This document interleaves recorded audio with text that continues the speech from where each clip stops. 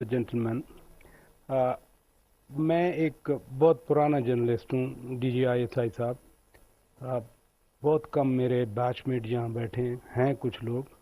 मैंने अपनी professional life में इस तरह ब्रीफिंग DGISI की नहीं सुनी। I was shocked, not surprised when I heard that you are coming over here. Should I be alarmed of your presence here? कुछ ऐसे हालात हैं जिनकी वजह से आप मजबूर हुए कि आप आके अपना पर्सनल पर्सपेक्टिव बताएं। हालांकि गवर्नमेंट ऑफ पाकिस्तान के सारे इदारे हैं, फुल मिनिस्ट्री ऑफ इंफॉर्मेशन है, ISPR का डायरेक्टरेट है। क्या इमरान खान ने ड्रैग तो नहीं किया आपको जब वो कहते हैं कि एक शख्स जब से यहाँ तैनात हुआ है उसकी वजह से ये मसाइल बने हुए हैं? DGISPR साहब, आपसे मेरा सवाल ये है, ये ठीक है पाकिस्तान डिस्टेबलाइज नहीं होता अगर लॉन्ग मार्च हो, पॉलिटिकल एक्टिविटी हो। Yesterday, Prime Minister was in Saudi Arabia. Then on 1st of November, he is traveling to China. Then he will travel to Egypt, what I heard, and then he is also supposed to visit France. जब मुल्क में ये माहौल होगा, लाखों नहीं मैं हज़ारों कह दूं लोग आ जाएंगे, who would listen to Pakistani leadership when back in the country there is apparent turmoil? Thank you, sir. I think बड़ा अच्छा ये आपका सवाल है, और यस इन चीज़ों से इफेक्ट होता है, बिल्कुल होता है। पॉलिटिकल लीडरशिप की जो बात में वज़न है वो मुल्क की, उसका दारोमदार मुल्क की स्टेबिलिटी पे होता है। एंड आई एम श्योर कि लेकिन इसके साथ ये भी देखने की ज़रूरत है कि तमाम मुल्कों में, दुनिया के तमाम ममालिक में इस तरह के जमहूरी इज्तिमा होते हैं, और उनके अंदर मुख्तलिफ बातें भी की जाती हैं। हर हुकूमत को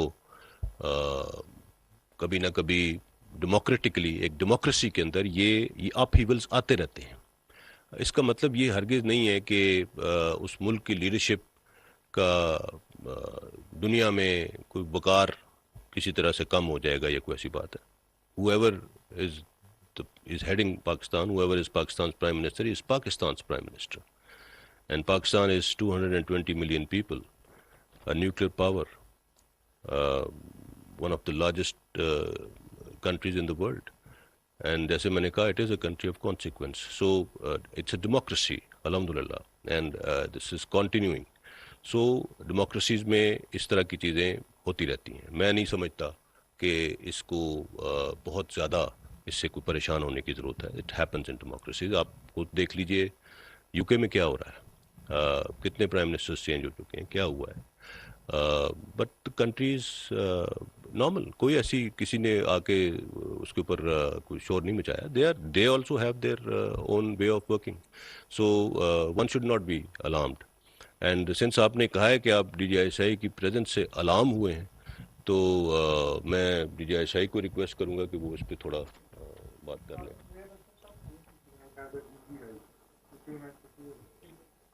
देखिए, एजेंसी को बहुत खुशी है कि हुकूमत वक्त और DGISPR जब भी ज़रूरत पड़ती है वो इसकी तर्जमानी करते हैं।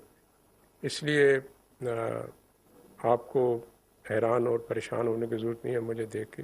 हम इनकी तर्जमानी से मुतमईन और खुश हैं। लेकिन मैंने ये ज़रूरत महसूस की कि एजेंसी के कुछ मामलात, कुछ मालूमात, कुछ पोशीदा और पेचीदा मामलात हैं जो हर बंदे को मालूम नहीं होते। वो अगर मेरी जगह कोई और कहेगा तो वो गालिबन ऐसा इकदाम नहीं है, उसको कहने की ज़िम्मेदारी मैं उठाना चाहता हूँ। मैं नहीं चाहता हूँ कि जो मालूमात इनके पास नहीं है वह मैं किसी और को बोलूँ कि आप मेरी तरफ से बोल दें। सो इसलिए मैं खुद आया हूँ कि अगर कहीं ज़रूरत पड़ी तो मैं आपको, जिस तरह मैंने शुरू में कहा कि झूठ के जवाब में किसी ने तो सच की जो चुप है वो ख़त्म कर दी। नहीं, ये देखें, एक्स्ट्राऑर्डिनरी मेजर्स। सो DGI को यहाँ पे आना इसीलिए पड़ा कि एक बैकग्राउंड है जिसका उन्हें बहुत अच्छी तरह से मालूम है कि क्या चीज़ कब कहाँ पे क्या कहा गया और क्या हुआ, और हर चीज़ का एक स्टोरी है पीछे। सो जैसे उन्होंने कहा कि there are so many things that he can't share, but آج کل کی جو سچویشن ہے اور جس طرح سے ادارے کو، فوج کو بھی اور دین ISI کو علیحدہ سے ایک سمیئر کیمپین چلائی جا رہی ہے، اس لیے یہ بہت ضروری سمجھا گیا کہ as an extraordinary mayor ایک مرتبہ ہم دونوں بیٹھ کے اس چیز کے اوپر آپ کے سوالات لیں، آپ سے بات کریں اور قوم کے سامنے یہ واضح کریں کہ سچ کیا ہے، جھوٹ کیا ہے، فیکٹ، فکشن، ان چیز کو علیحدہ کرنے کی ضرورت ہے۔ اور جس بیک گراؤنڈ کے ساتھ DGI کچھ چیزوں پہ بات کر سکتے ہیں، میرا نہیں خیال کہ میرے پاس